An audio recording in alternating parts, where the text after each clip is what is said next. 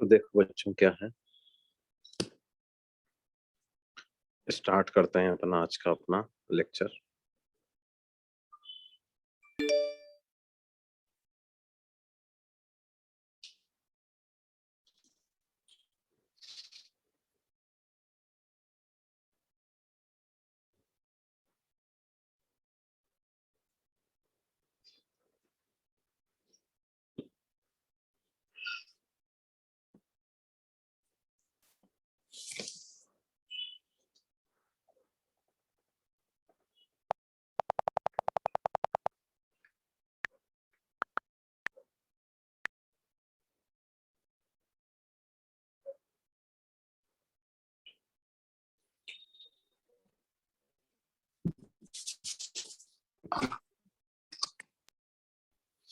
तो देखो भाई क्या है,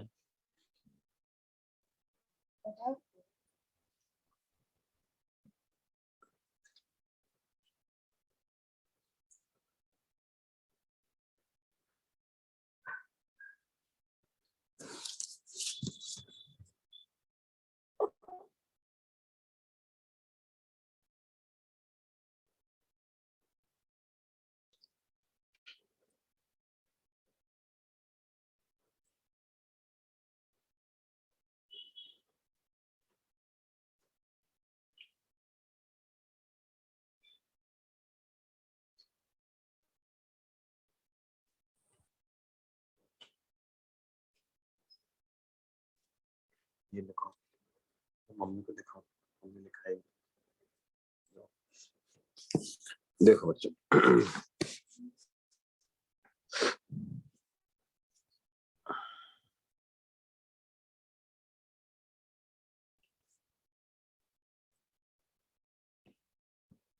मान लो हमसे कहा जाए कि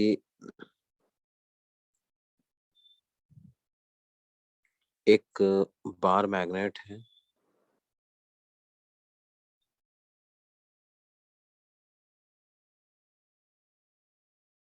साउथ पोल और नॉर्थ पोल की तरह से है, और एक यूनिफॉर्म मैग्नेटिक फील्ड के रीजन में ही रखा हुआ है,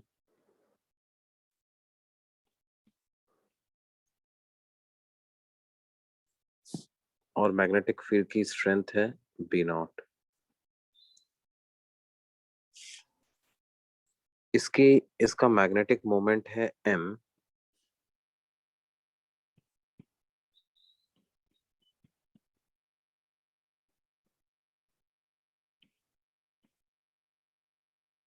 और लेंथ इसकी है L के बराबर, मास है small m,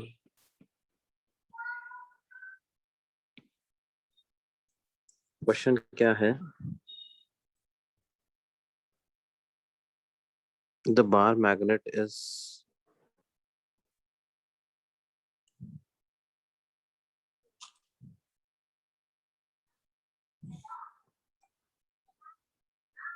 is rotated slightly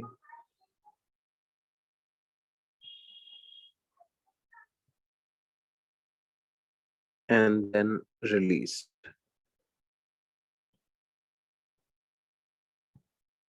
तो हमें पता करना है, फाइंड द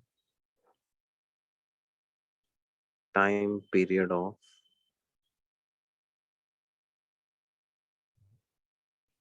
इट्स ऑसिलेशंस।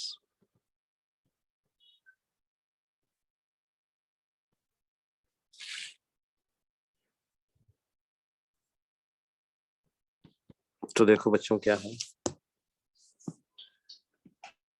इसको अगर हमने ऐसे थोड़ा सा रोटेट किया तो इसका मैग्नेटिक मोमेंट वेक्टर जो है वो रोटेट हो जाएगा, और वो स्ट्रेंथ ऑफ मैग्नेटिक फील्ड के साथ एंगल बना रहा होगा थीटा।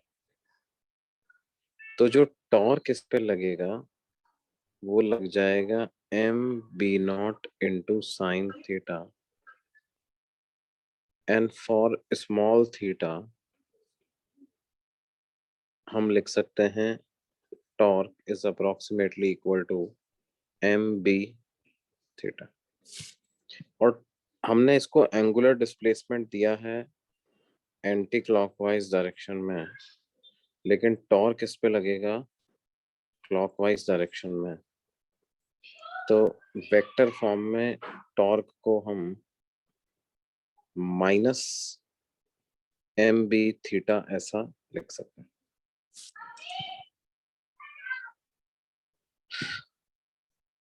तो इसका मतलब ये जो टॉर्शनल कांस्टेंट हो जाएगा,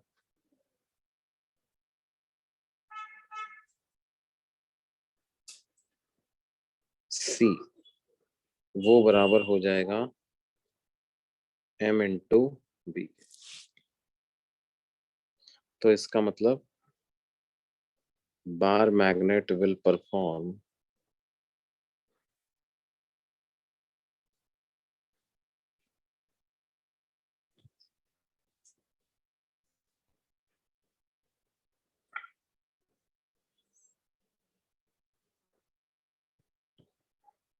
एंगुलर एसएचएम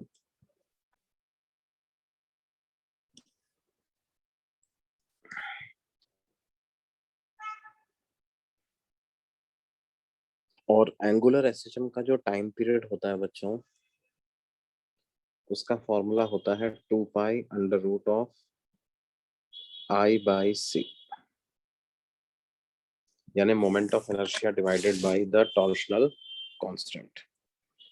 अब ये किस एक्सिस के अबाउट रोटेट करेगा?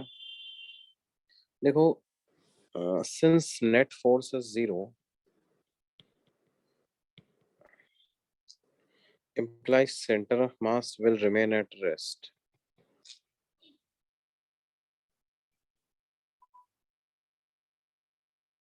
तो moment of inertia centre of mass के अबाउट ही लिखना पड़ेगा। तो क्या आ जाएगा?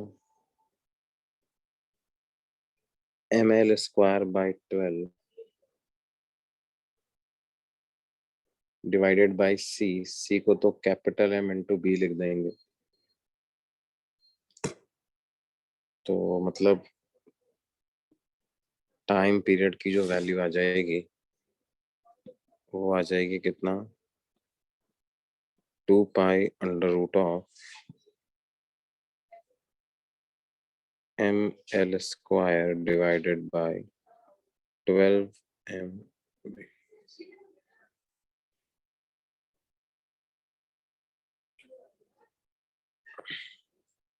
ये बात समझ में आती है?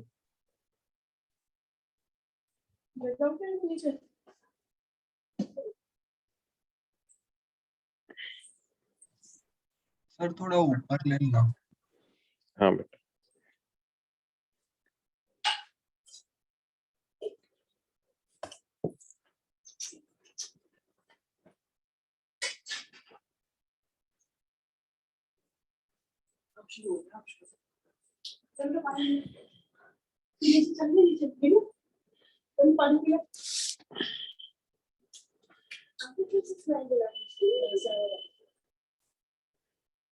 ये नोट किया बेटे?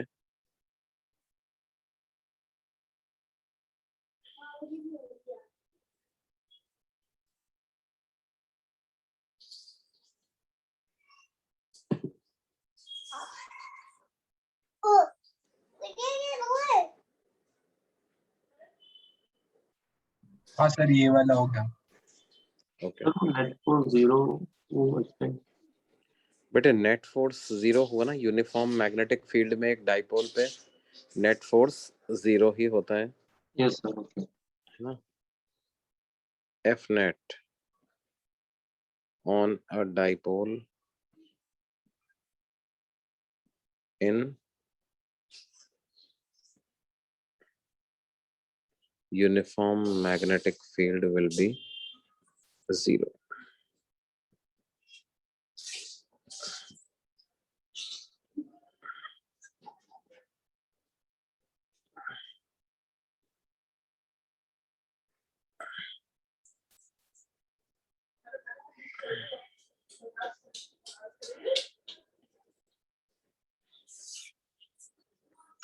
और देखो, मान ले हमसे कहा जाए कि a bar magnet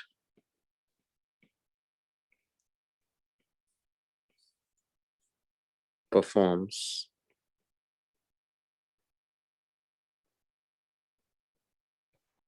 angular oscillations of very small amplitude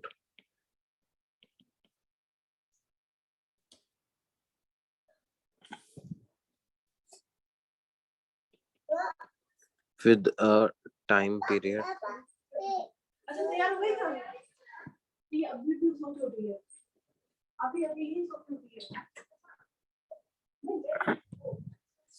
with a time period capital T.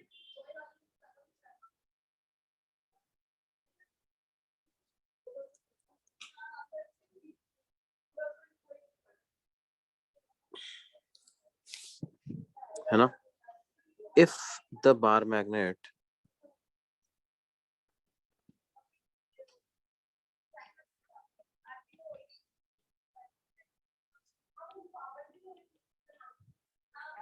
is cut into 3 equal parts of equal lengths,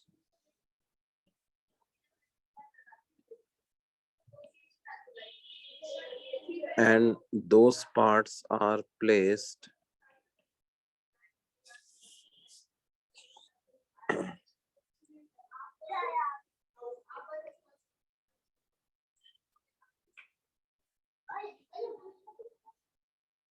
one above the other.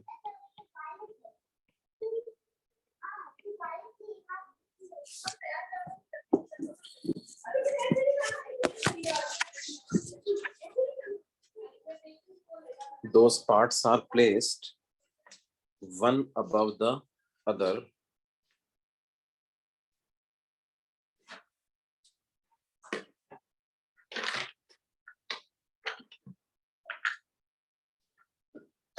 then find the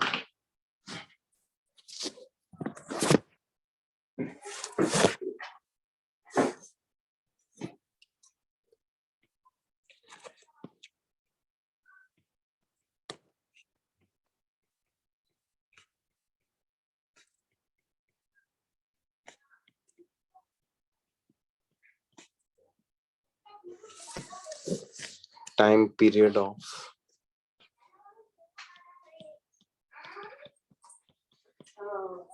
oscillations of this arrangement.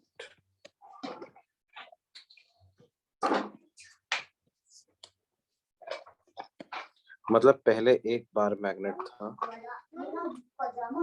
जो कि oscillate करता था, अब क्या हो गया है?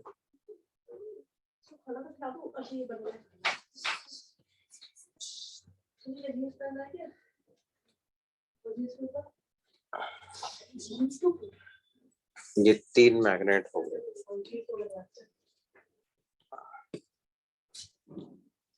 ठीक है बच्चे, मैग्नेटिक फील्ड सेम रहता, मैग्नेटिक फील्ड सेम रहता है ना?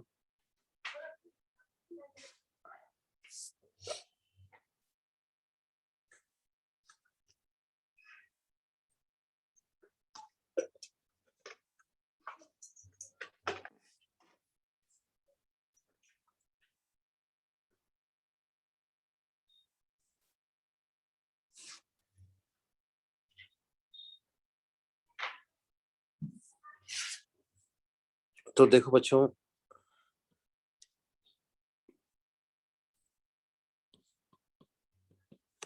टाइम पीरियड ऑफ ऑसिलेशन को क्या 2 pi under root I by M B ऐसा लिख सकते हैं?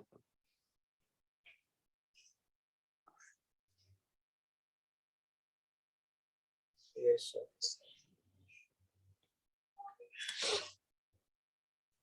2 pi under root of I by M B, ऐसा हम टाइम पीरियड को लिख सकते हैं। बेसिकली क्योंकि बात क्या है कि जब हम टॉर्क लिखने जाएंगे तो टॉर्क तो माइनस एम बी थीटा ही आएगा, तो जो टॉर्शनल कांस्टेंट है that will come out to be m into b, where capital M is magnetic moment and I is the moment of inertia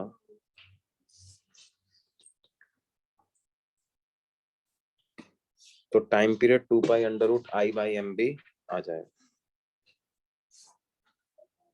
अब देखो जब आपने इसको 3 हिस्सों में काट दिया होगा तो हर एक का magnetic moment m/3 m/3 m/3 हो जाएगा, है ना।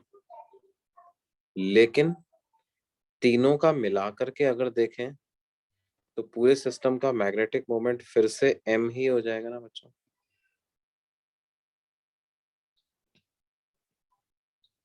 Yes sir. Moment of inertia का क्या होगा? तो एक चीज तो हमें पता चल गई, देखो नया टाइम पीरियड अगर लिखना है तो it will be 2 pi under root of I dash divided by m dash into b। m dash will be same as m, i dash और i में क्या रिलेशन होगा ये पता होगा।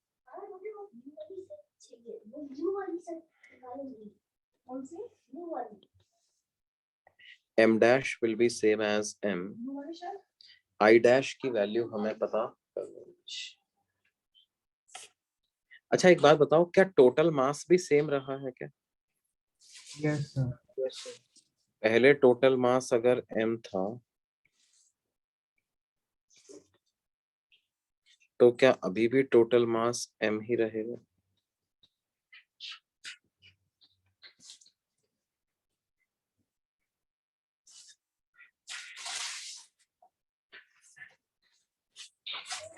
है ना। लेकिन पहले अगर टोटल लेंथ l थी तो अब लेंथ l/3 हो गई और मोमेंट ऑफ इनर्शिया लेंथ के स्क्वायर के प्रोपोर्शनल होता है। तो क्या मैं बोल सकता हूँ कि I dash will be equal to I/9 now? Yes sir. Why? Because logic क्या है इसके पीछे?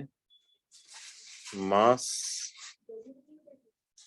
remains same and length has become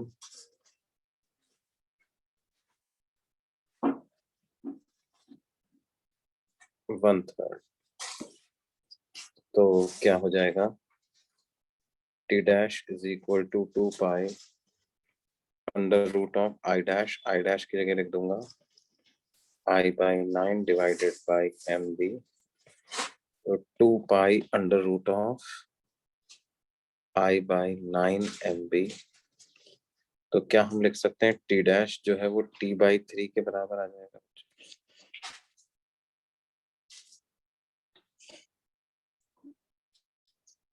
new time period will be 1/3 of the old time period.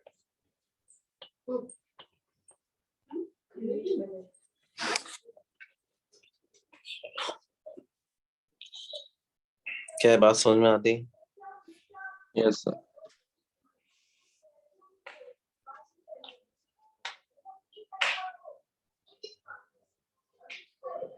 Okay.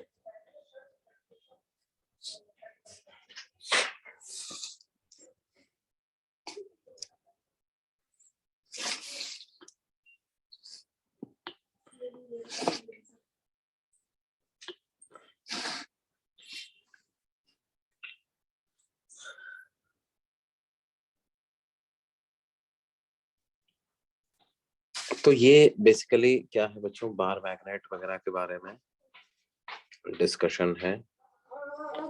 अब हम इस चैप्टर के असली मुद्दे पे चलते हैं और बात करते हैं किसकी? B due to moving charge.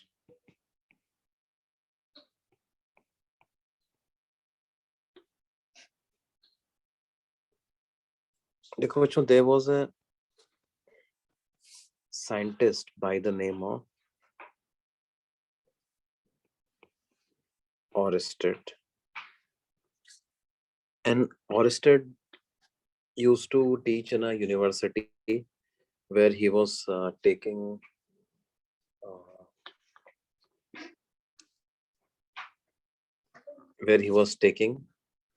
some lecture in front of his students, and while doing some experiment related with the magnet and wires, what he found was that a current carrying wire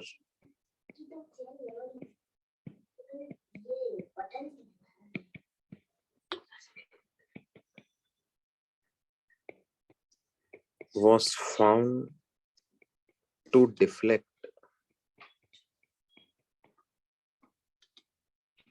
when placed in a region of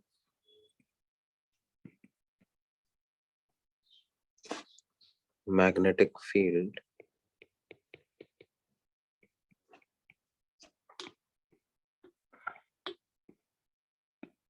provided some special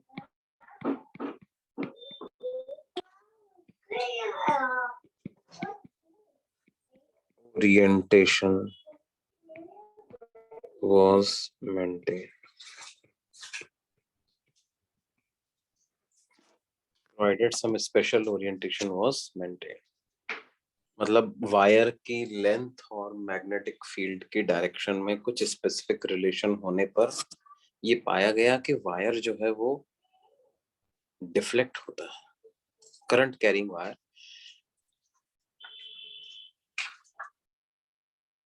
was found to undergo certain deflection. अब उन्होंने कहा कि यार current carrying wire में क्या होता है.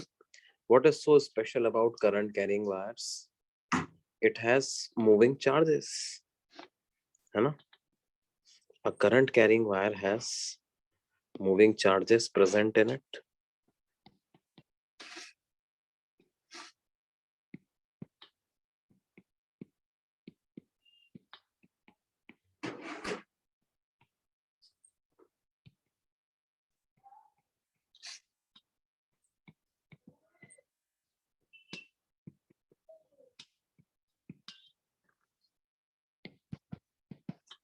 इसका मतलब क्या है कि they further studied this relationship and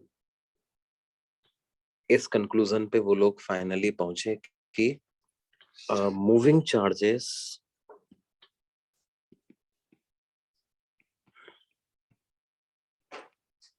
experience force when placed in magnetic field.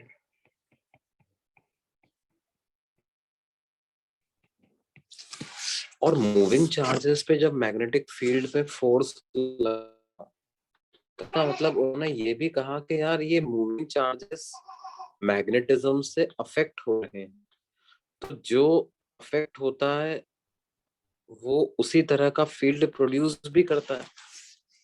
इसका मतलब उन्होंने इस चीज को भी एक्सप्लोर करना चालू किया कि और इस बात को उन्होंने वेरीफाई भी करके देखा कि moving charges are also capable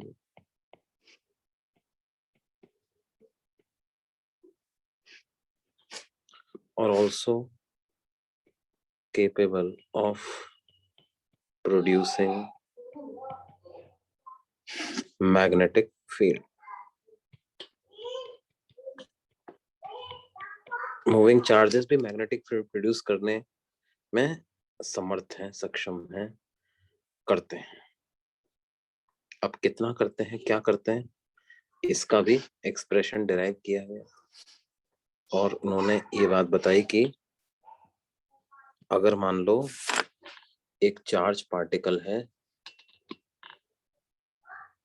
Q उसका चार्ज है, और यदि किसी इंस्टेंट पर उसकी वेलोसिटी v है, v वेक्टर है, और उस वेलोसिटी वेक्टर के साथ थीटा एंगल बनाते हुए किसी पोजीशन पर हमें स्ट्रेंथ ऑफ मैग्नेटिक फील्ड लिखनी है और ये जो डिस्टेंस है ये r के बराबर है।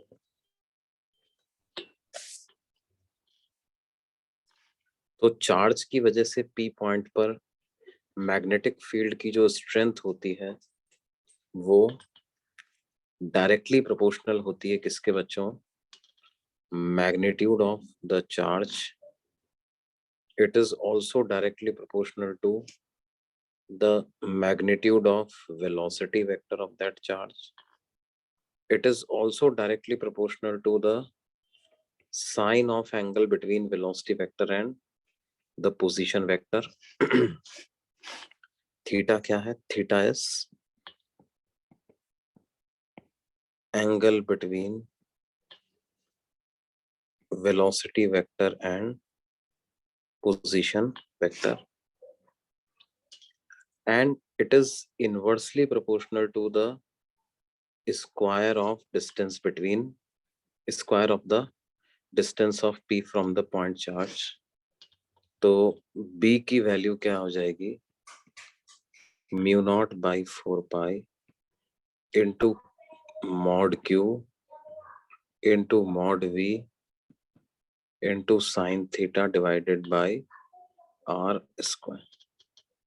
और ये भी स्ट्रेंथ ऑफ मैग्नेटिक फील्ड का मैग्नीट्यूड आ जाएगा।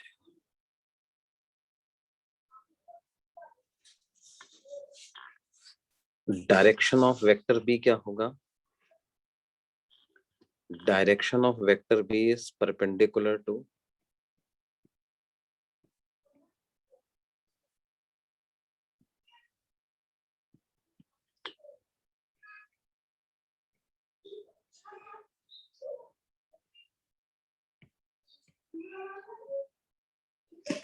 the plane containing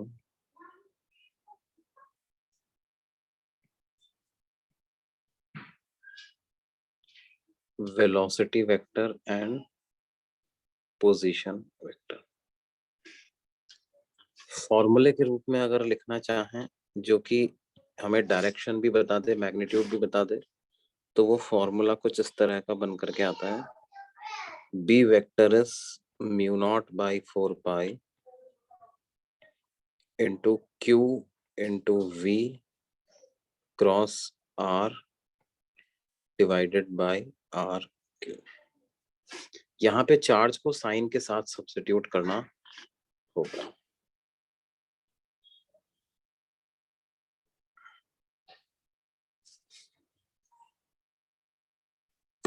Charge must be substituted with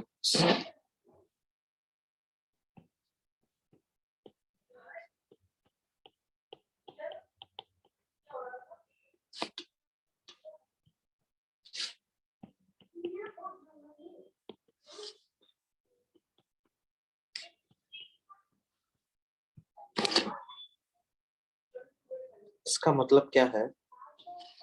positive charge जो मैग्नेटिक फील्ड प्रोड्यूस करेगा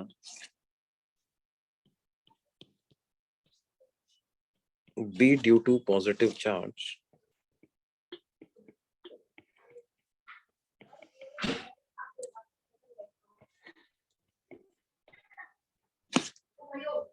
will be in the direction of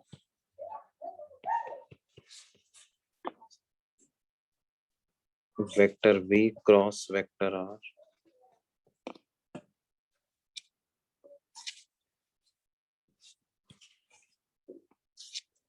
and b due to negative charge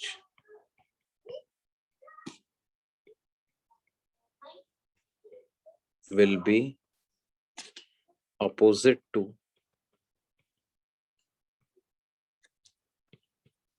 the direction of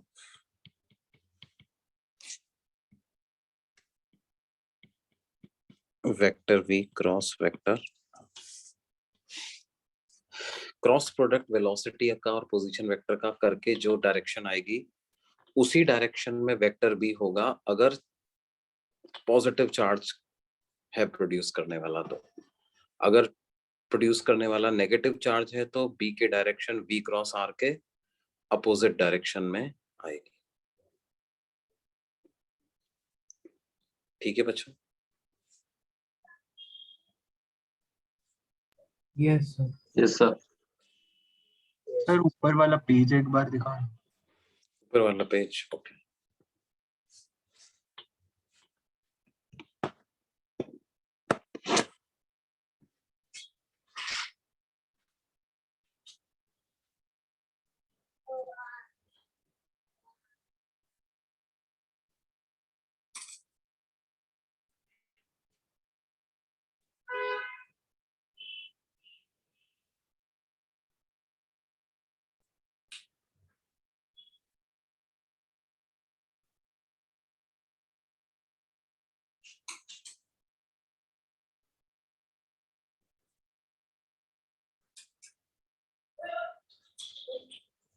sir ये वाला हो गया। Okay बेटा।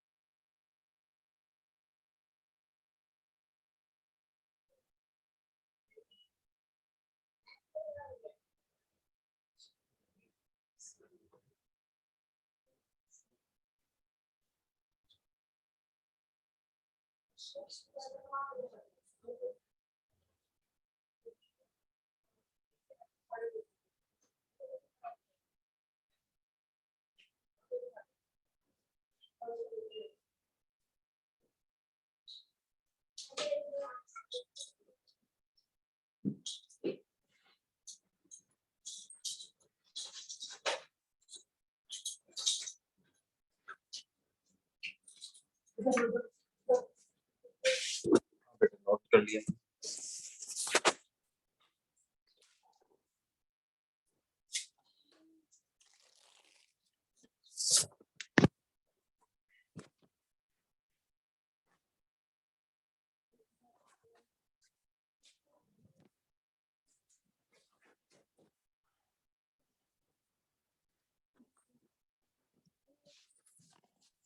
Note कर लिया बच्चों?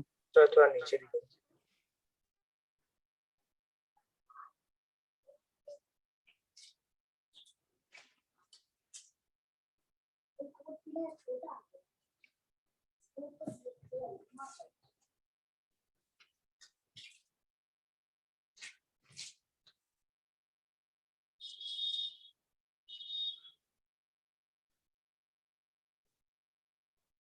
हो गया सर।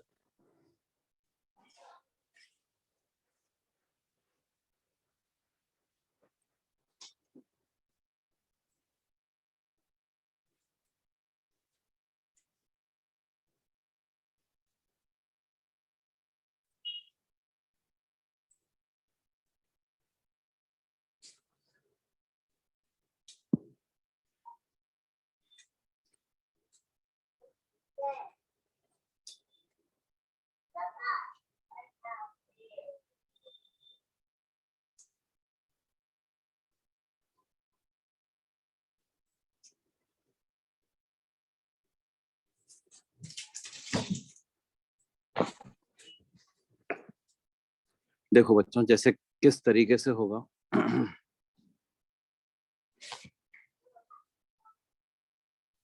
मानो कि ये एक चार्ज है, पॉजिटिव चार्ज है, और ये v वेलोसिटी से इस डायरेक्शन में जा रहा है ना। मान लो आपको इस पॉइंट पर स्ट्रेंथ ऑफ मैग्नेटिक फील्ड पता लगा, तो इस पॉइंट पे strength of magnetic field will be 0। Why will it be 0? Because ये वेलोसिटी वेक्टर है और इस डायरेक्शन में ही है पोजीशन वेक्टर, तो v वेक्टर और r वेक्टर के बीच में एंगल 0 है, इसका मतलब साइन थीटा 0 है, इसका मतलब स्ट्रेंथ ऑफ मैग्नेटिक फील्ड भी 0 होगी। मतलब ये चार्ज पार्टिकल अपनी लाइन ऑफ वेलोसिटी की डायरेक्शन में जो भी पॉइंट्स पड़ रहे होंगे उन पॉइंट्स पर तो कोई मैग्नेटिक फील्ड जनरेट नहीं करेगा।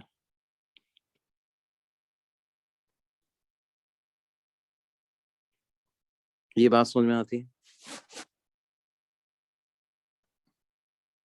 Yes, sir. Yes, sir. अब थोड़े अगल बगल वाले पॉइंट्स की बात करते हैं। जैसे एक पॉइंट मैं ले लेता हूं M ऊपर, एक पॉइंट ले लेता हूं N नीचे। तो M पॉइंट का पोजीशन वेक्टर जब हम लिखेंगे तो वो ऐसा होगा।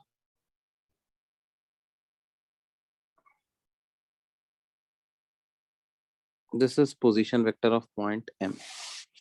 अब आप V क्रॉस R करो तो V क्रॉस R की डायरेक्शन क्या आ रही है बेटे? M पॉइंट के लिए V क्रॉस R की क्या डायरेक्शन आ रही है? आउटसाइड।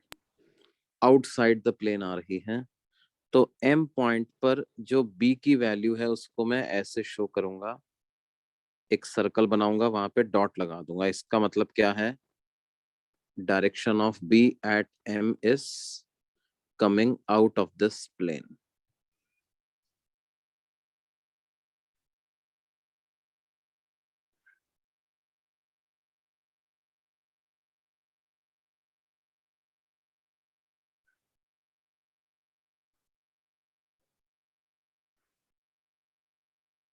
उसी तरह से N पॉइंट की अगर बात करेंगे, N पॉइंट का पोजीशन वेक्टर कुछ ऐसा होगा।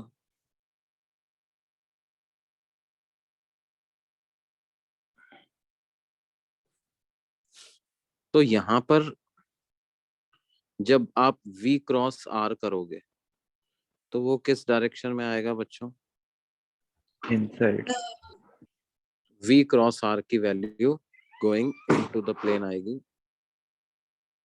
तो इनटू द प्लेन डायरेक्शन को हम सर्कल में क्रॉस बना के शो कर देते हैं।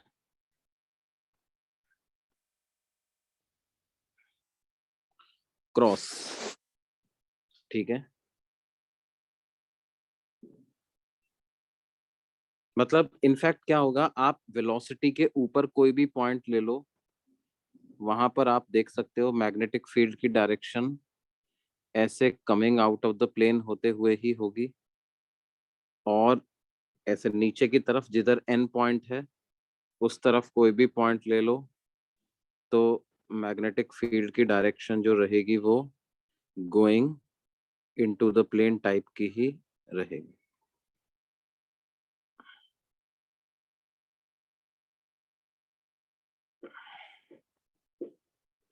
क्या ये बात समझ में आती है बच्चों? Yes, sir.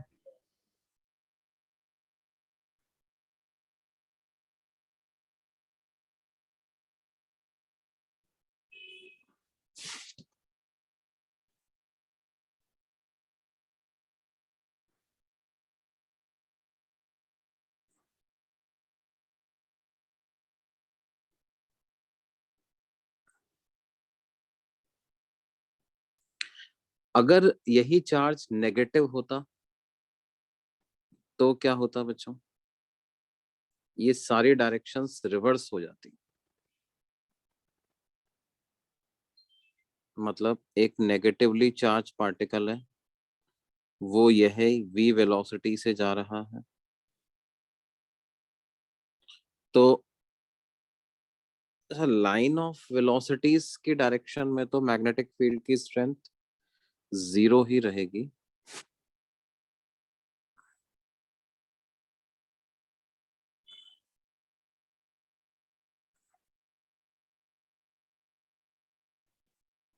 है ना?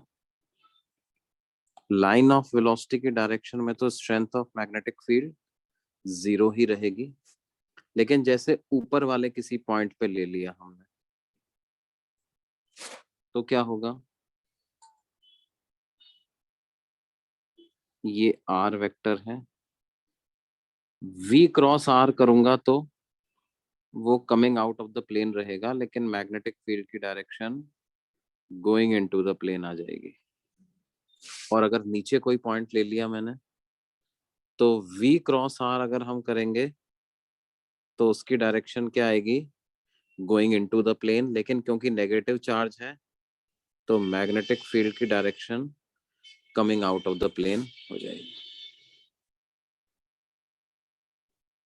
मतलब इन सारे पॉइंट्स पर रहेगी गोइंग इनटू द प्लेन, और ये इधर रहेगी क्या, coming out of the plane. क्या ये बात समझ में आ रही है बच्चों?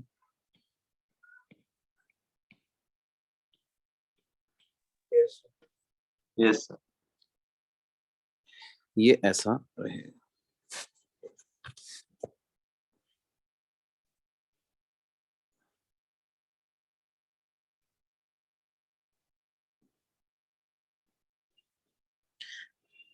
अच्छा अब देखो, ये बड़ा इंटरेस्टिंग फील्ड होता है magnetic field.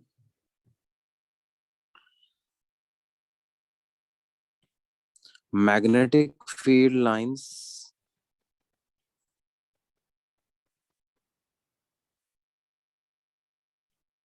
form a closed loop।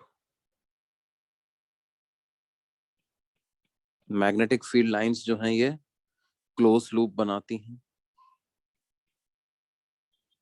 And strength of magnetic field due to a point charge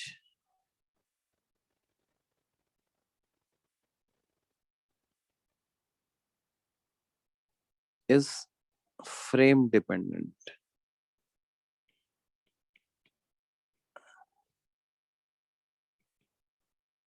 Why? Because velocity vector is frame dependent,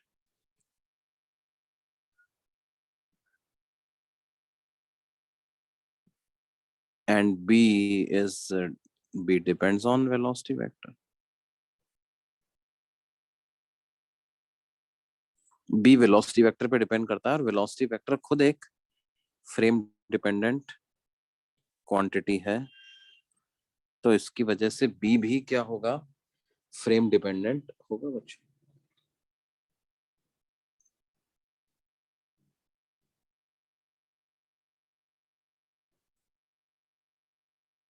क्या ये बात समझ में आ रही है? Yes, sir.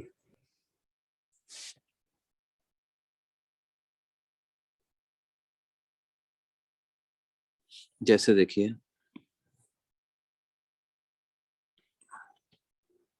मान लो हमसे कहा जाए कि एक क्यू चार्ज का पार्टिकल है और वो सर्कुलर पाथ में घूम रहा है ओमेगा एंगुलर वेलोसिटी से, ठीक है, आर रेडियस के सर्कल में घूम रहा है। तो हमें पता करना है, find the strength of magnetic field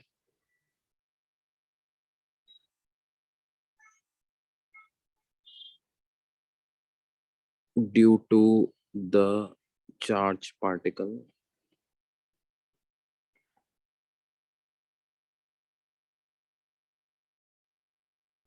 at the center of the circle।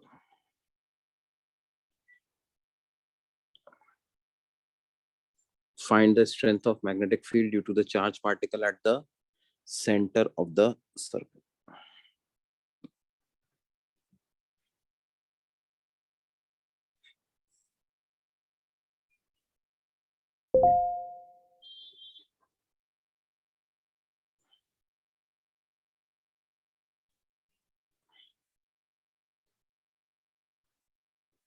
तो कैसे पता लगाएंगे बच्चों?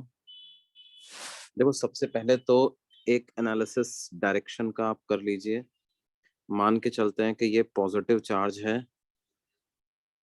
किसी भी इंस्टेंट पर इसकी वेलोसिटी की डायरेक्शन तो अलोंग द टेंजेंट ही होगी बच्चों, है ना। और जैसे इस इंस्टेंट पर पोजीशन वेक्टर ये वाला वेक्टर हो जाएगा।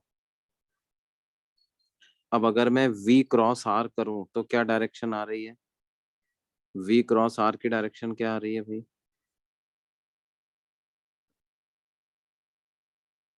Outside the plane. Outside the plane आ रही है। मान लो इस पॉइंट पर v क्रॉस r लिखें तो वो किधर आएगा? Outside the plane. फिर से आउटसाइड द प्लेन ही आएगा क्या?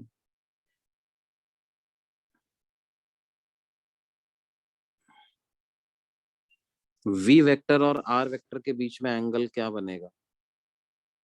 90 degrees. 90 डिग्री। v वेक्टर और क्या हमेशा 90 डिग्री बनेगा क्या? Yes, sir. बिल्कुल हमेशा 90 डिग्री बनेगा। तो हमें डायरेक्शन तो outside the plane B vector की होगी, ये पता चली गया है। मैग्नीट्यूड ऑफ बी वेक्टर और पता कर लेते हैं, तो ये हो जाएगा mu naught by 4 pi into q into v into sine 90 degree, q v sine theta by r square, और v को ओमेगा r लिख देते हैं, तो आ जाएगा q omega r divided by r square. तो r से r कैंसिल हो जाएगा, तो ये वैल्यू आ जाएगी mu naught q omega divided by 4 pi r।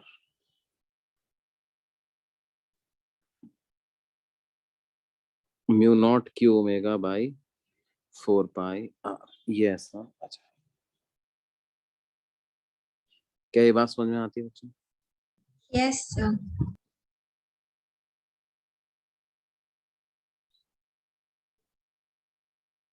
और direction of vector b is coming out of the plane.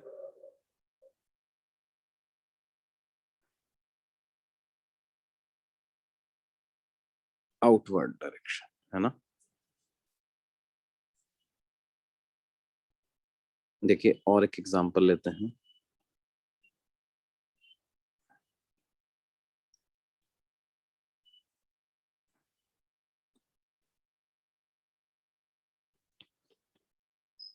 देखो एक रॉड है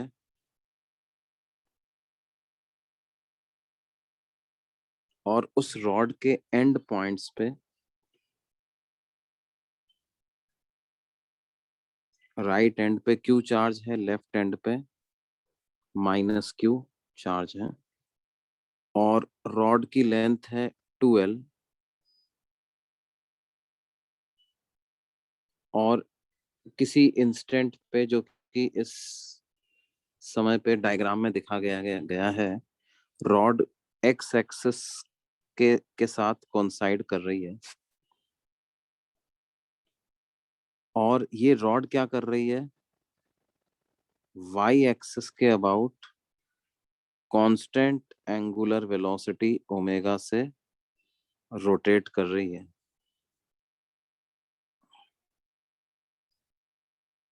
rod is rotating with constant angular velocity omega about y axis.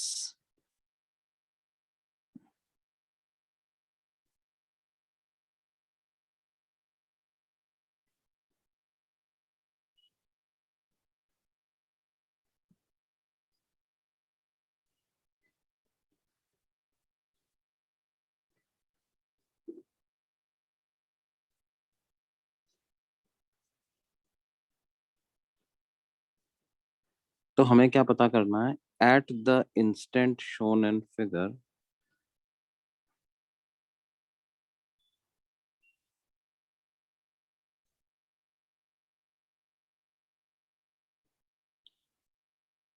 find the strength of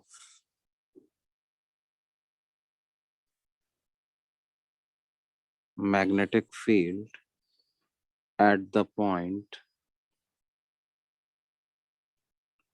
0, y, 0। यानी y axis पर कोई point है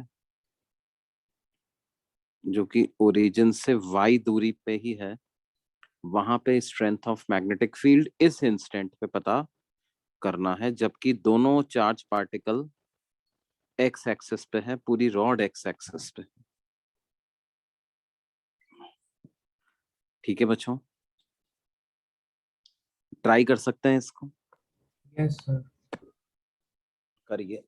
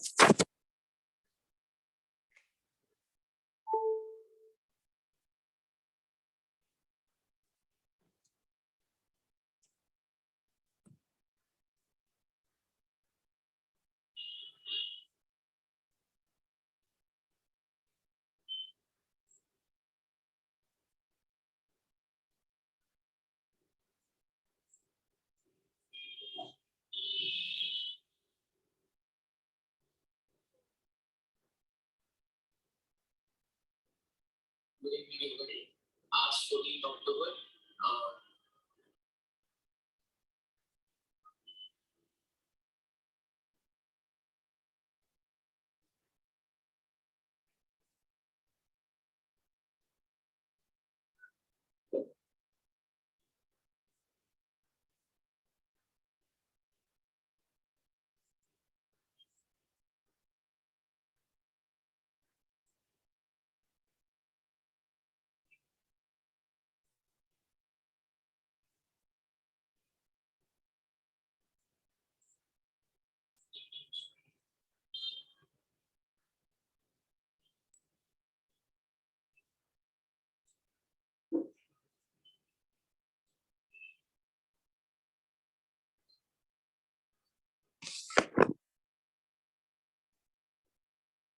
आया क्या बच्चों? देखो कैसे कैलकुलेट। अच्छा एक बात बताओ, एक एक करके आगे बढ़ते हैं। ये जो पॉजिटिव चार्ज है Q, इसकी वेलोसिटी किस डायरेक्शन में है इस इंस्टेंट पे? Inside the plane. हाँ बेटे, inside the plane, Yes, sir. है ना? और नेगेटिव चार्ज की velocity Outside the plane. Outside the plane है ना? तो बेसिकली हम ऐसा डायग्राम बना सकते हैं कि ये अगर रॉड है, यहाँ पॉजिटिव चार्ज है, यहाँ नेगेटिव चार्ज है, तो एट दिस इंस्टेंट जो पॉजिटिव चार्ज की वेलोसिटी है वो इनटू द प्लेन है ना, और नेगेटिव चार्ज की वेलोसिटी जो है वो coming out of the plane.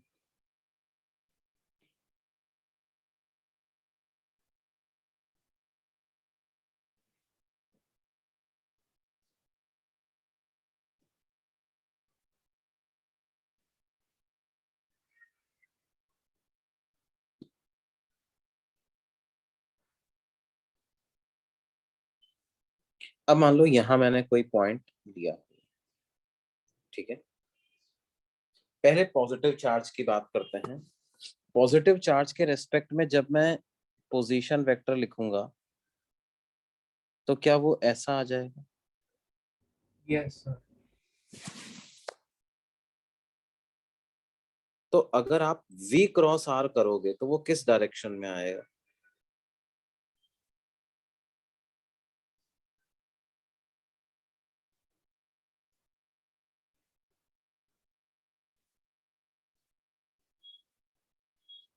V cross R, क्या वो कुछ ऐसी डायरेक्शन में आता हुआ लग रहा है बच्चों? हाँ सर. है ना, उसको हम ऐसे वाले कलर से शो, उसको B1 बोल देता हूं, ठीक है। And if this angle is theta, ये एंगल 90 माइनस थीटा हो जाएगा, और ये वाला एंगल जो है ये फिर से थीटा आ जाएगा। अच्छा, इस पॉजिटिव चार्ज के बारे में क्या, ये जो लेफ्ट में जो नेगेटिव चार्ज है इसके बारे में क्या बोल सकते हैं? इसकी वेलोसिटी बाहर की तरफ है, इसके रेस्पेक्ट में जब मैं पोजीशन वेक्टर बनाऊंगा तो क्या वो ऐसा आएगा?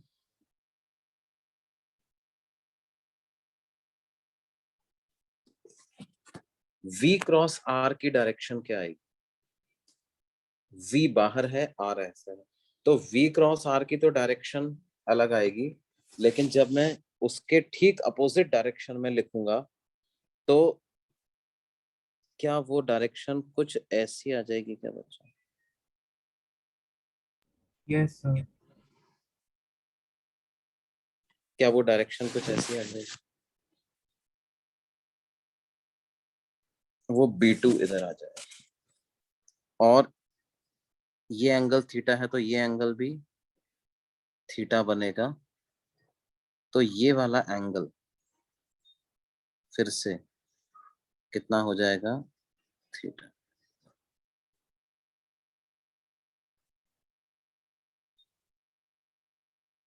ये बात समझ में आती है?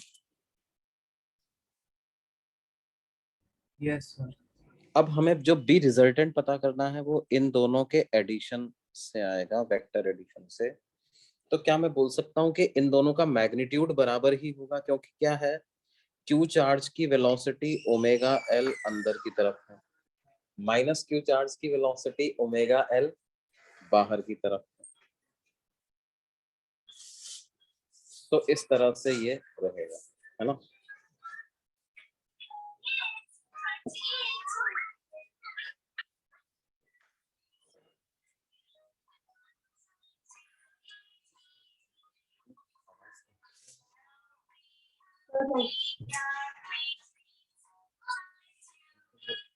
ऑन कर लो।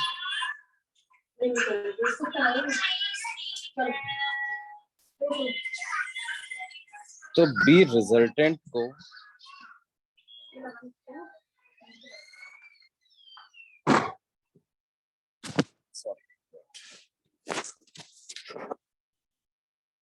बी रिजल्टेंट को हम क्या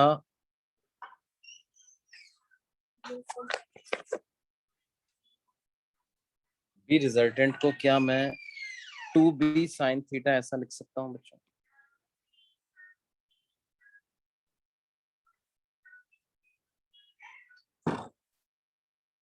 क्योंकि कॉस वाले कंपोनेंट तो कैंसिल हो जाएंगे, है ना। अब b को कैसे लिखेंगे? b को लिखूंगा मैं mu naught by 4 pi into q into v की जगह लिख देंगे ओमेगा l। और v और r वेक्टर के बीच में एंगल कितना है बच्चों? ये जो q चार्ज है, इस q चार्ज की वेलोसिटी और पोजीशन वेक्टर के बीच में एंगल 90 डिग्री है क्या? Yes, sir. Yes, sir. तो q v sine 90 degree divided by r square. R ये वाली डिस्टेंस है, इसका स्क्वायर। अब ये लेंथ एल है और इधर वाली लेंथ वाई है, तो r square l square plus y square हो जाएगा।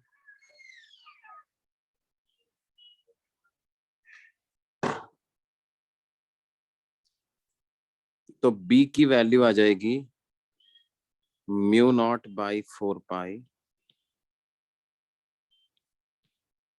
Into q omega l upon l square plus y square. टू बी को क्या लिख देंगे? Mu naught by 4 pi into q omega l upon l square plus y square into sine theta. Sine theta क्या हो जाएगा बेटे? Y upon l square plus y square की power 1/2।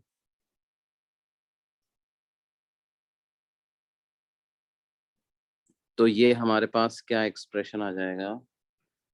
2 mu naught q omega l into y divided by 4 pi into l square plus y square की power 3/2। या इसको लिख देंगे कितना?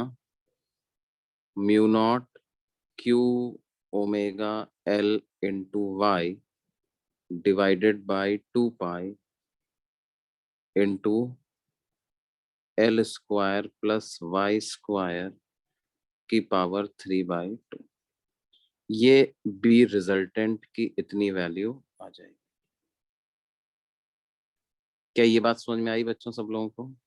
Yes, sir.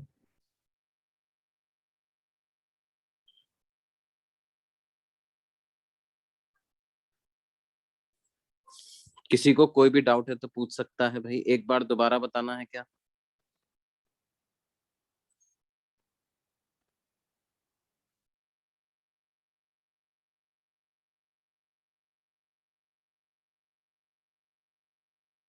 ठीक, समझ में तो आ गया है लग रहा है। ठीक है,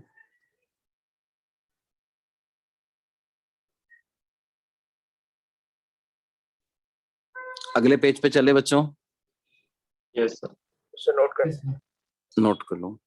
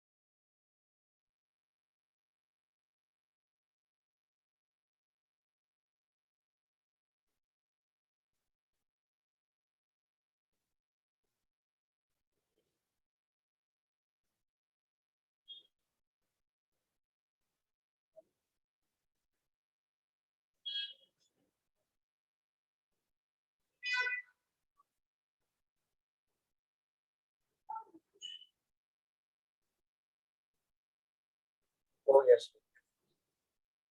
ओके बच्चों,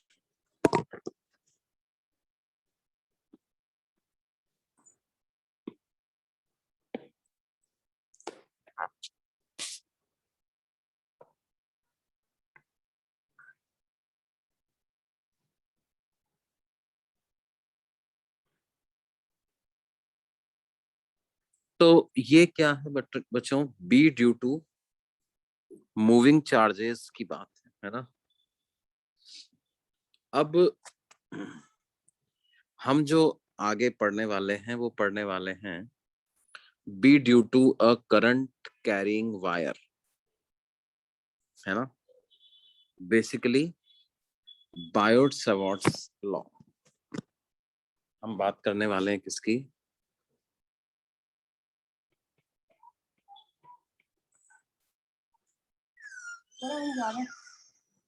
ठीक लग रहा है। वो तो पहले ही बायोट सवार्ट्स। देखिए क्या होता है ये कहता है कि अगर कोई वायर है जिसमें आई करंट फ्लो हो रहा है और ऐसे वायर का मैं एक छोटा सा सेगमेंट कंसिडर करूं ऑफ लेंथ DL, छोटा सा सेगमेंट कंसिडर करूं of length DL,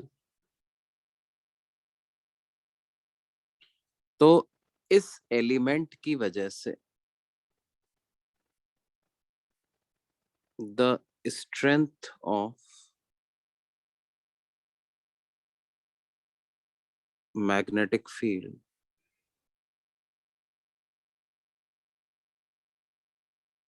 due to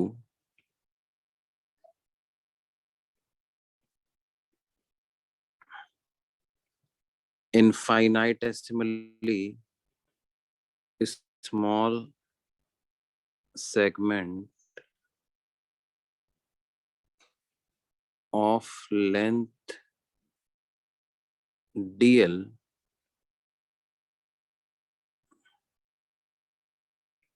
carrying current I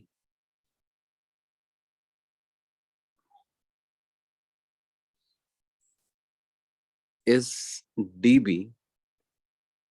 then Biot Savart's law क्या कहता है कि dB is directly proportional to IDL multiplication of current and the length of that segment. It is also directly proportional to sine of angle between this current element and position vector.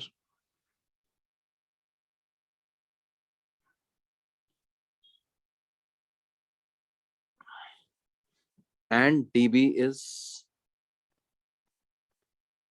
inversely proportional to the square of distance between them. तो dB को हम क्या लिखेंगे? Mu naught by 4 pi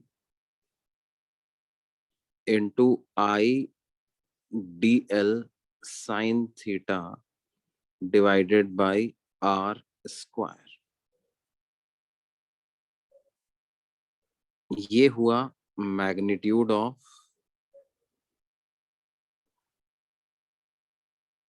strength of magnetic field. और अगर आपको vector form में लिखना है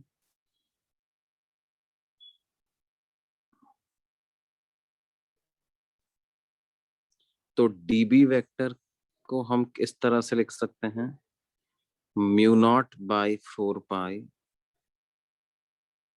into IDL cross R divided by R cube.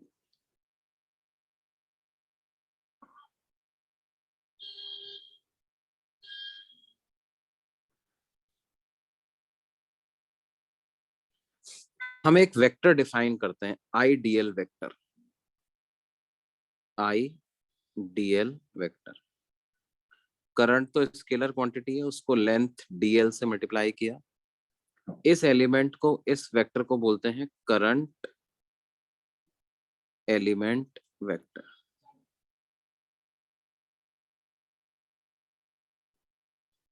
इस वेक्टर को क्या बोलते हैं? Current element vector. Its direction is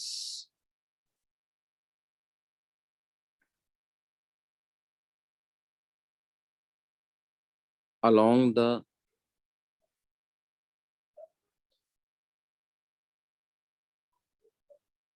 length of the wire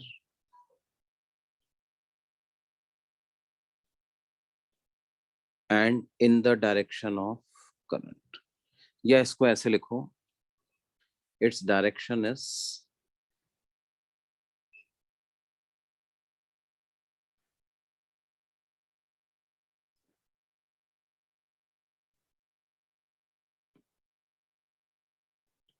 along tangent drawn to the wire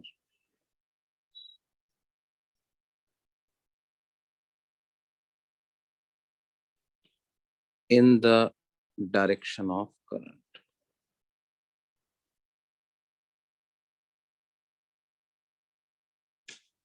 gate लगा लो। In the direction of current.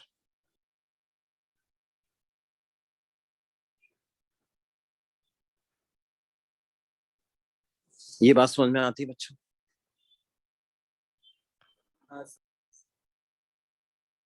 Yes, sir.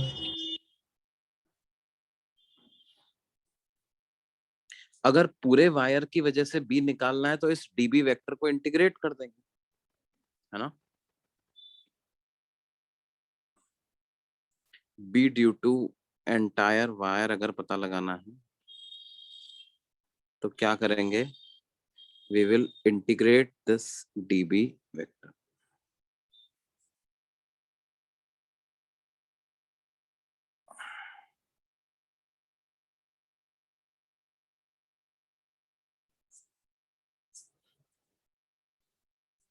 जैसे इस particular case में अगर करंट यूं ऊपर की ओर फ्लो कर रहा है ना, तो आई डीएल क्रॉस आर करोगे तो उसकी डायरेक्शन क्या आ जाएगी? गोइंग इनटू द प्लेन आ जाएगी कि नहीं आ जाएगी?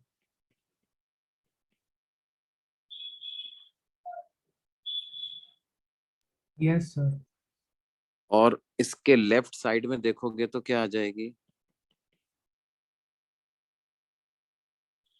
आई डीएल क्रॉस आर करेंगे तो उसकी direction coming out of the plane आ जाएगी।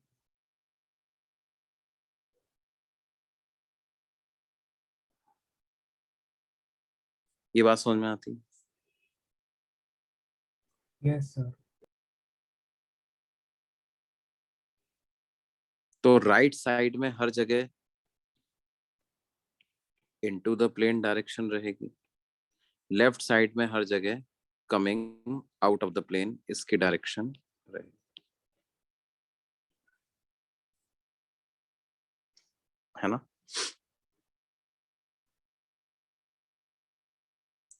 अब देखिए क्या है बच्चों, ये हमें तो पता लगाना है क्या, अलग अलग शेप के वायर्स हम लेंगे, उनकी वजह से मैग्नेटिक फील्ड की स्ट्रेंथ पता लगाएंगे। तो सबसे पहले अपन लेते हैं क्या, B due to circular current carrying loop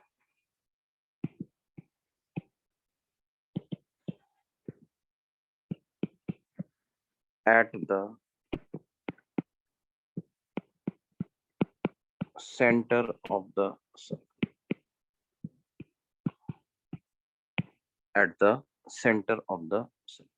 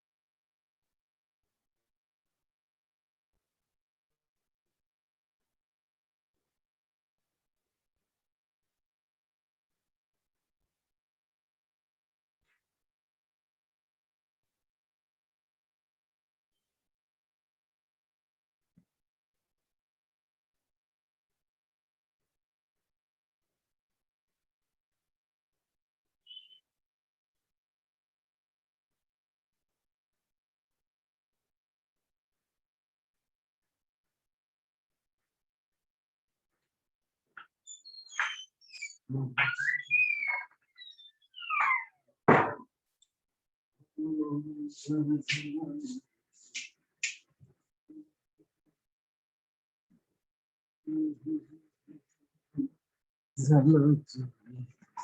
बच्चों देखो, तो कैसे कैलकुलेट करेंगे इसको बच्चों। एक वायर हमने लिया, सर्कुलर है, उसमें मानते हैं कि आई करंट फ्लो हो रहा है,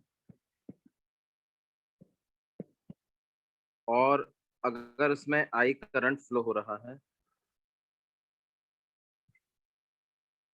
हम इसको इस कई सारे स्मॉल सेगमेंट्स में डिवाइड कर सकते हैं।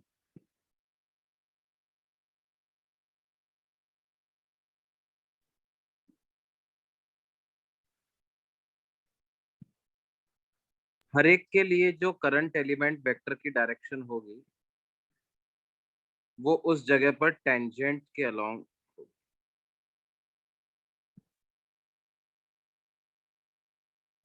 तो सर्किट में बैटरी नहीं होगी। होगा, ठीक है, that is all there, battery and everything that is all there, but भाई ऐसा भी हो सकता है कि जैसे कहीं और से करंट एंटर कर रहा हो, है ना भाई, किसी तरह से इसमें करंट फ्लो हो रहा है। Okay sir. अभी हम उस बैटरी वगैरह के बारे में चिंतित नहीं है देयर इज सम सोर्स जो कि करंट ड्राइव कर रहा है। अगर करंट ऐसा फ्लो हो रहा है due to some whatever reason they are, तो उसकी वजह से मैं अभी इंटरेस्टेड हूँ कि सेंटर पर मैग्नेटिक फील्ड कितना जनरेट होगा। अब ये सारे जो करंट एलिमेंट वेक्टर्स हैं, कोई भी एक वेक्टर कंसिडर किया, जैसे ये वाला कंसिडर किया, इसके रेस्पेक्ट में position vector of the centre ऐसा रहेगा, आईडीएल वेक्टर और आर वेक्टर के बीच में एंगल 90 डिग्री रहेगा। तो आईडीएल क्रॉस आर अगर मैं करता हूँ, आईडीएल क्रॉस आर, तो उसका डायरेक्शन क्या आता है बच्चों?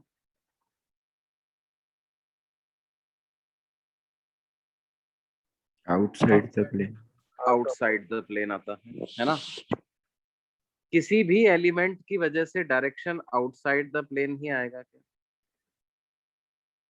Yes sir.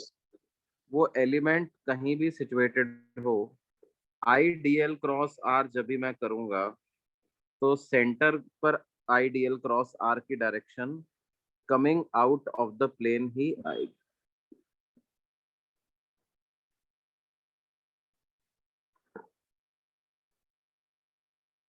ये बात समझ में आती है बेटे? Yes sir. तो हमें क्या लिखना है, किसी भी एक की वजह से मेरे को स्ट्रेंथ ऑफ मैग्नेटिक फील्ड का मैग्नीट्यूड लिखना है और उसको इंटीग्रेट कर देना है, तो मेरे को strength of magnetic field at the centre पता चल जाएगा। तो वो आ जाएगा कितना, mu naught by 4 pi I d l sine 90 degree. I d L vector और आर वेक्टर के बीच में एंगल 90 डिग्री है, और डिस्टेंस में तो रेडियस आएगा तो आर स्क्वायर कर देंगे। तो ये हमारे पास क्या आ जाएगा, mu naught I divided by 4 pi r square, mu naught I divided by 4 pi r square into integration of dl. अब इंटीग्रेशन ऑफ डीएल जब हम करेंगे तो वो क्या आ जाएगा बच्चों, सरकमफेरेंस। सरकमफेरेंस आ जाएगा। तो उस सरकमफेरेंस को हम 2 पाई आर ऐसा लिख देते हैं। आर से आर कैंसिल होगा, पाई से पाई कैंसिल होगा, एक 2 कैंसिल हो जाएगा, तो बी एट सेंटर की वैल्यू आपके पास आ जाएगी mu naught I divided by 2 r. ये फॉर्मूला है, हमको याद रखना। और इस पर्टिकुलर केस में डायरेक्शन क्या आ रही है? Coming out of the plane.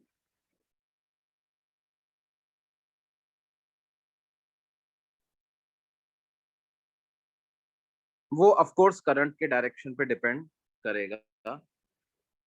अगर करंट, जैसे यहाँ पर करंट एंटी क्लॉकवाइज डायरेक्शन में फ्लो हो रहा था, यदि करंट क्लॉकवाइज डायरेक्शन में फ्लो होता बच्चों, अंदर की तरफ। तो बी एट सेंटर की डायरेक्शन क्या आती? Going into the plane.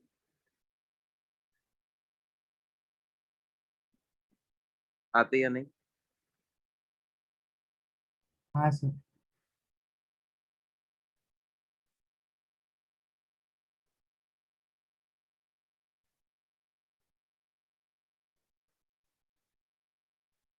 तो हम डायरेक्शन के लिए ये रूल बना के रख सकते हैं क्या,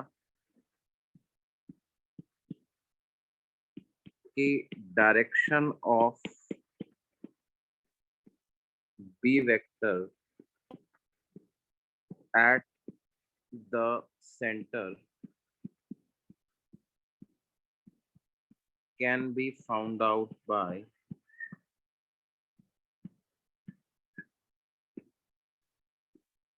rotating fingers of right hand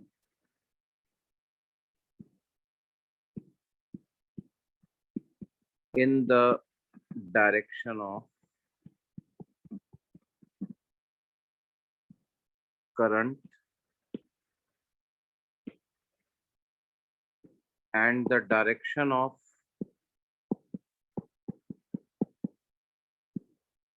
stretched thumb of right hand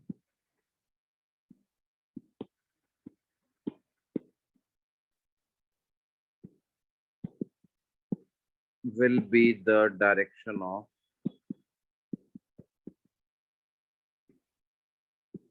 vector B.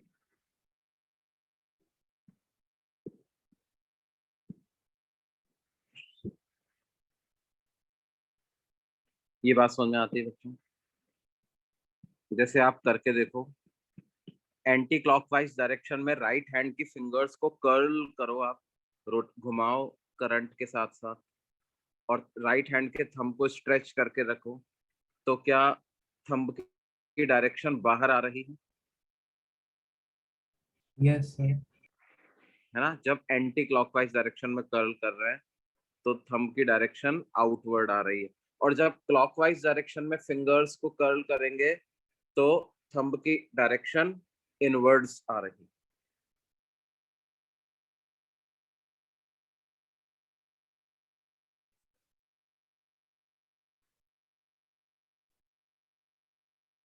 ये बात समझ में आती है बच्चों? Yes sir.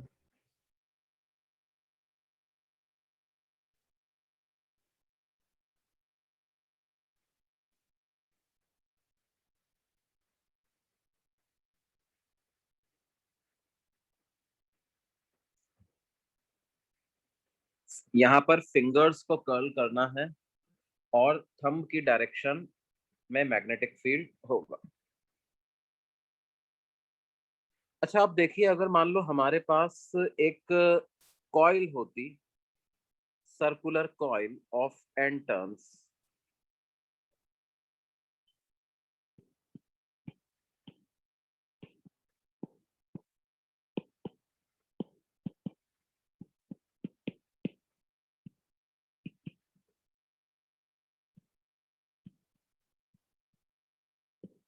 तो उसकी वजह से बी एट सेंटर कैसे निकालते हैं?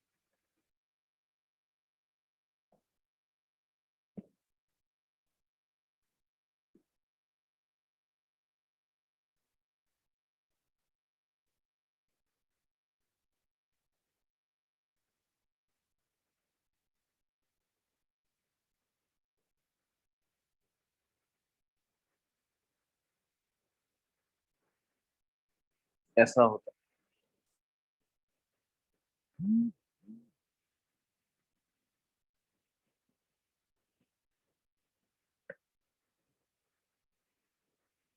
तो देखो मैं बी को इंटीग्रेशन ऑफ डीबी से ही कैलकुलेट करता और डीबी की वैल्यू को लिखता mu naught by 4 pi into I d l sine 90 degree divided by r square. तो ये वैल्यू आ जाती क्या, mu naught I by 4 pi r square into integration dl, और इंटीग्रेशन डीएल को क्या मैं n इंटू 2 पाई आर ऐसा लिख सकता था। हाँ if sir. there are n complete terms,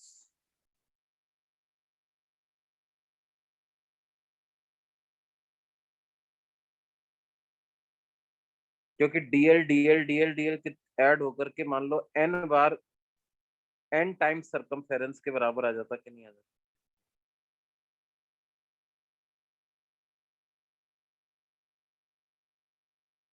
तो पाई से पाई, 2 से 2 ये हो जाता, तो क्या वैल्यू आ जाती, mu not n I divided by 2r।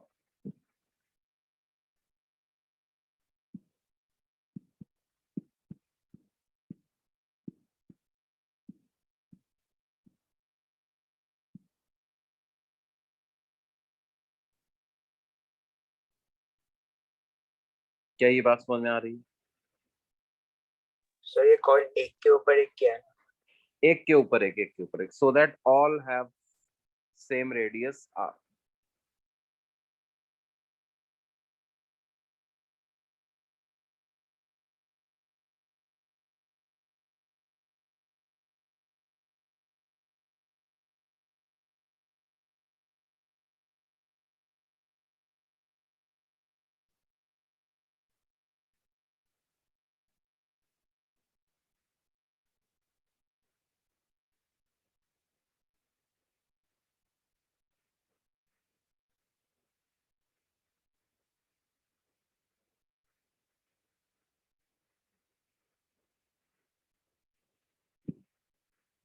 अच्छा एक बात और समझिए,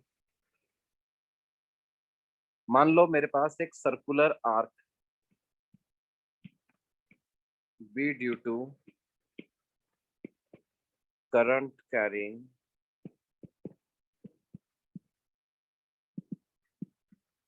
circular arc of radius r at its center।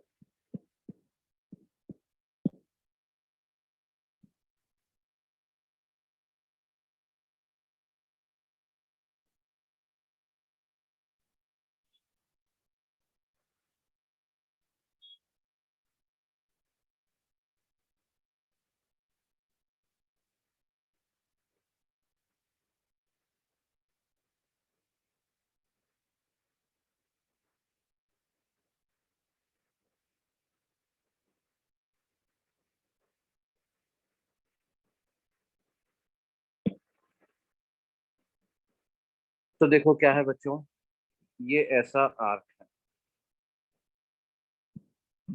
और इस आर्क की वजह से मुझे ये सेंटर पे मैं मान रहा हूं कि एंगल सबटेंड करता है कुछ थीटा।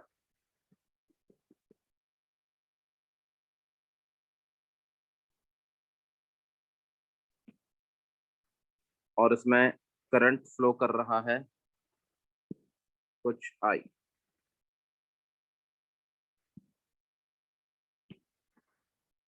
सेंटर पर हमें स्ट्रेंथ ऑफ मैग्नेटिक फील्ड लिखनी।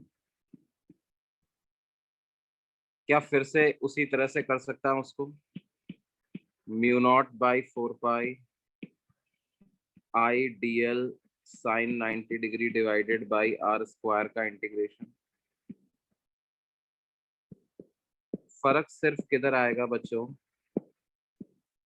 इंटीग्रेशन डीएल को क्या लिखते हो? इंटीग्रेशन डीएल को अभी क्या लिख देंगे बच्चों?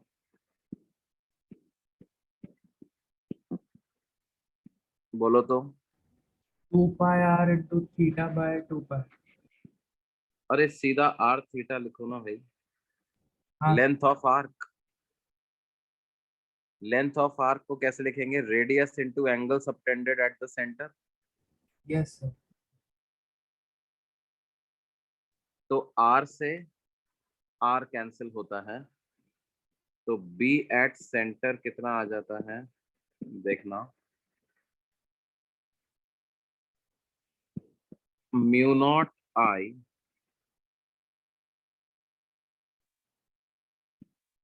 डिवाइडेड बाई 2r, ऐसा लिख लो इसको। Mu naught I by 2r, और एक थीटा अपॉन 2 पाई का फैक्टर अलग से लिख लो। Mu naught I by 2r into theta divided by 2 पाई।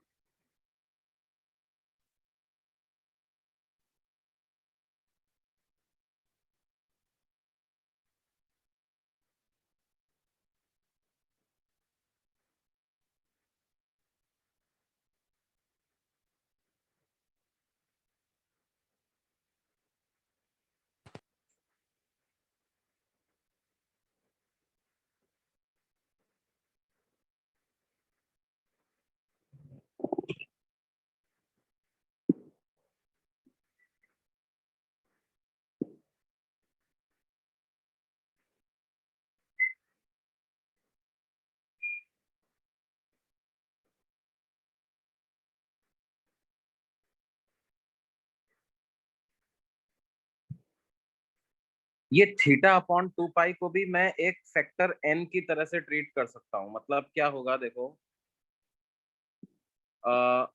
जैसे कोई हमसे कहे कि एक semi circular arc r radius का, तो उसके सेंटर पर मैग्नेटिक फील्ड क्या होगा? आई करंट फ्लो कर रहा है।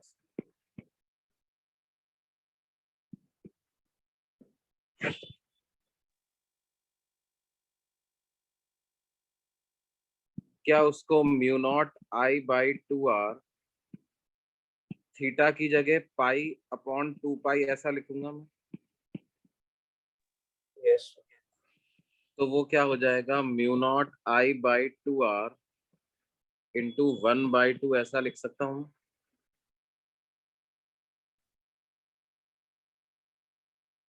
सेमी सर्कुलर आर्क की जगह वो फैक्टर कितना आ गया? हाफ का, है ना? उसकी जगह अगर क्वार्टर ऑफ एन आर्क होता,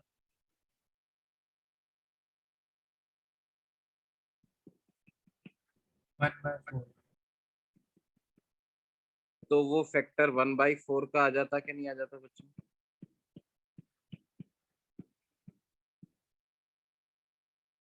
mu naught I by 2r into theta divided by 2 पाई अगर हम करते हैं, तो क्या वो mu naught I by 2r into 1/4 ऐसा आ जाता?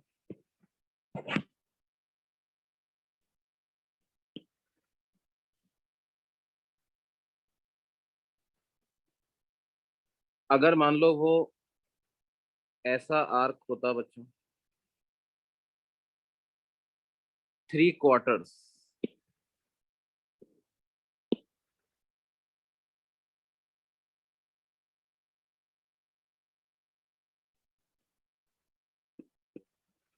तो बी एट सेंटर क्या लिखते हैं हम?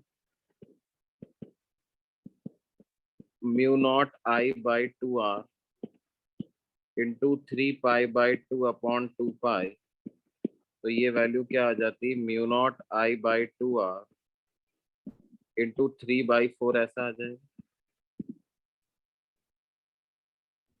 Yes sir.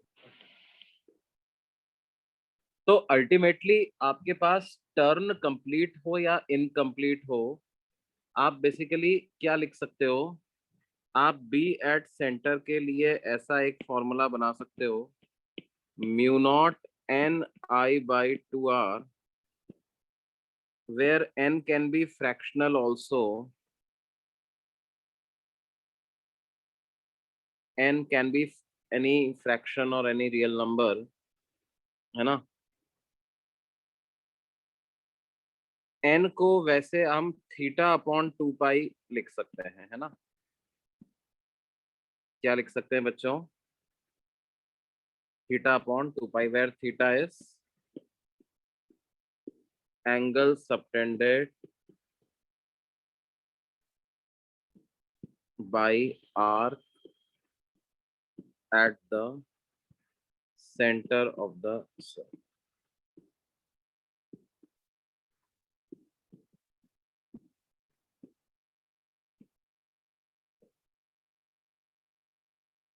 ये बात समझ में आती है? Yes.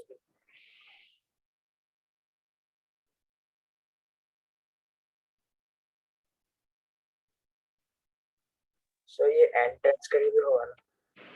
क्या बेटे? n turns के लिए भी होगा। n टर्म्स के लिए, है ना?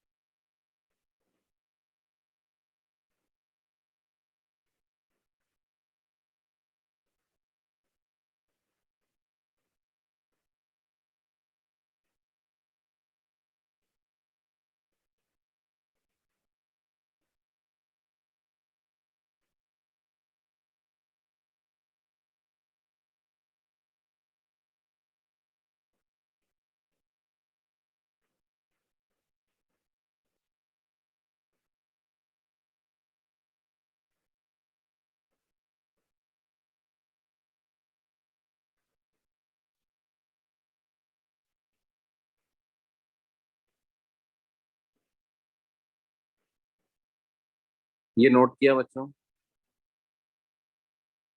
Yes sir.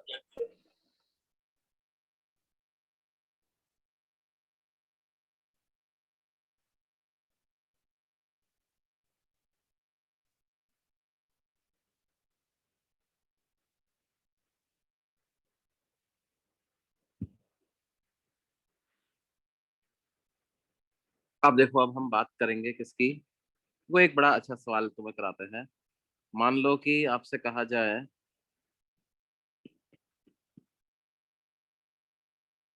एक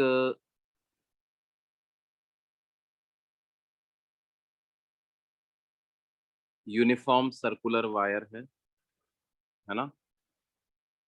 और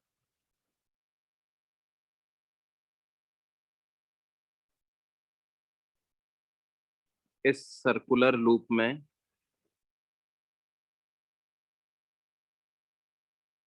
ऐसा रेडियल डायरेक्शन से अंदर आता हुआ करंट एंटर करता है,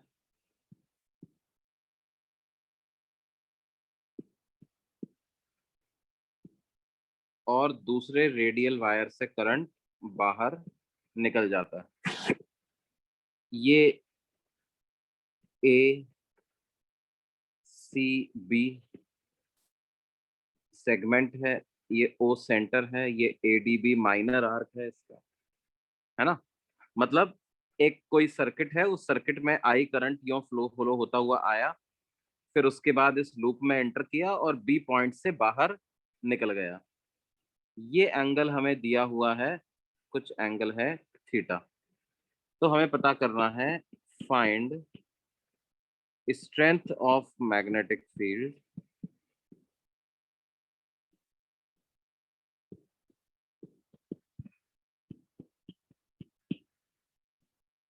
at the center O of the circular loop. Find strength of magnetic field at the center O of the circular loop.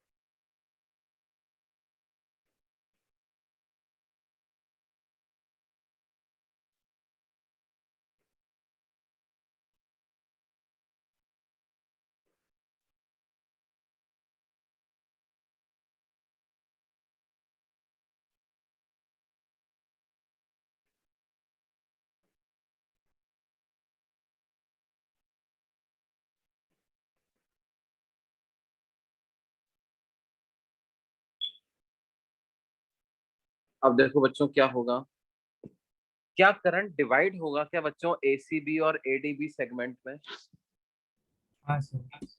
है ना? It is like two resistors connected in parallel, ऐसा मान सकते हैं अपन। Yes sir. अच्छा, अगर current divide होगा, मान लेता हूं मैं कि एसीबी में करंट जाता है I1 और एडीबी में करंट जाता है I2, तो ये जो करंट का रेशो होगा क्या वो रेजिस्टेंस के इनवर्स रेशो में आएगा? Yes sir. इधर करंट मान लेता हूं I1, इधर करंट जाएगा I2, है ना? तो हम बोल सकते हैं I1 by I2 will be in inverse ratio of resistance. तो basically resistance of ADB divided by resistance of ACB, है ना? अब रेजिस्टेंस जो होगा वो लेंथ के रेशो में ही तो होगा, तो it will be R equal to rho l by A. Wire तो मोटा, तो बराबर ही मोटाई है, रेजिस्टिविटी भी सेम है, तो रेजिस्टेंस ऑफ एडीबी और रेजिस्टेंस ऑफ एसीबी का जो रेशो होगा क्या वो लेंथ ऑफ आर्क के रेशो में ही आएगा? Yes sir. इसका मतलब क्या है, I1 बाई I2 का जो रेशो होगा क्या उस रेशो को हम 2 पाई माइनस थीटा, या एडीबी का तो कितना है, थीटा है, और लेंथ ऑफ आर्क तो ये एंगल के प्रोपोर्शनल होता है, तो क्या theta upon 2 pi minus theta ऐसा लिख सकते हैं? Yes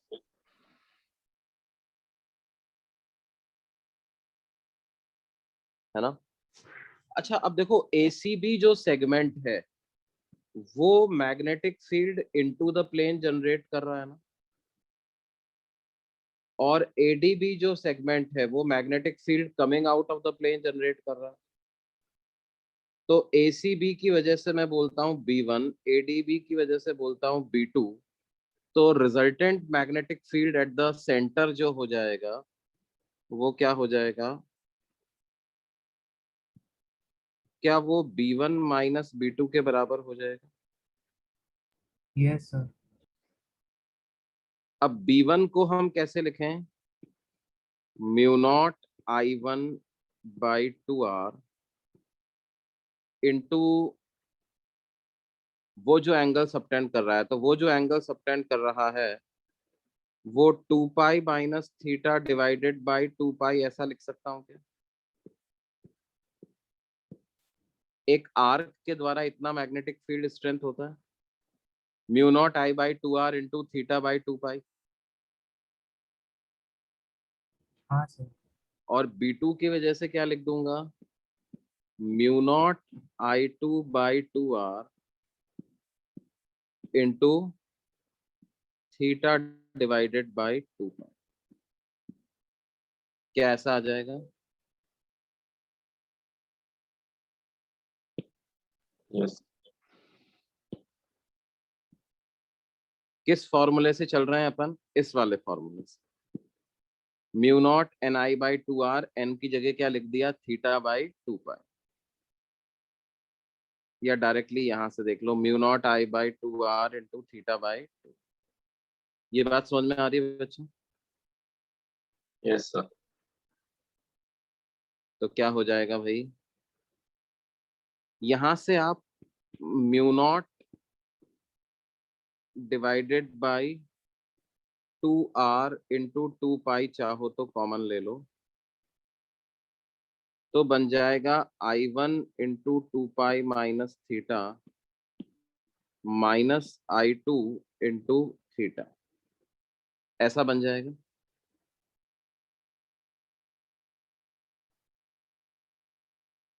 Yes, sir. Yes sir. Now look at this relation between I1 and I2। इस रिलेशन के हिसाब से क्या I1 into 2 pi minus theta बराबर है I2 इंटू थीटा के? Yes. I1 into 2 pi minus theta बराबर है I2 इंटू थीटा के, तो ये कैंसिल हो जाएगा। इसका मतलब B एट द सेंटर को 0 लिख सकते हैं क्या?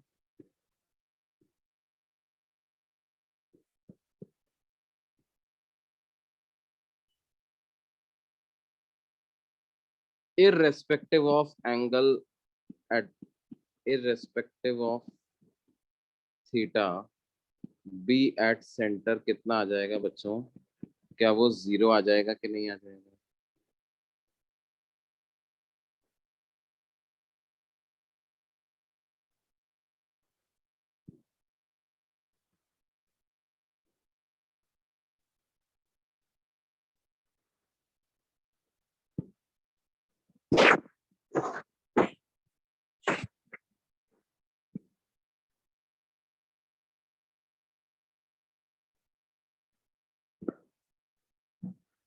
बोलिए बच्चों, समझ में आई ये बात?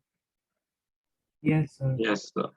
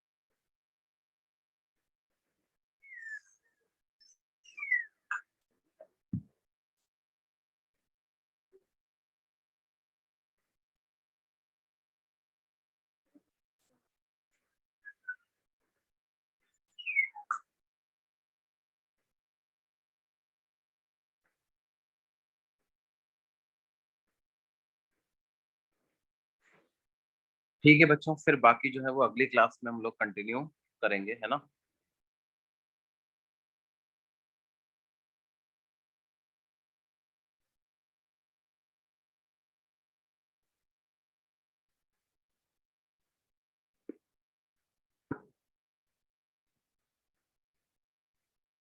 ठीक है बेटे। Yes Yes, sir. sir.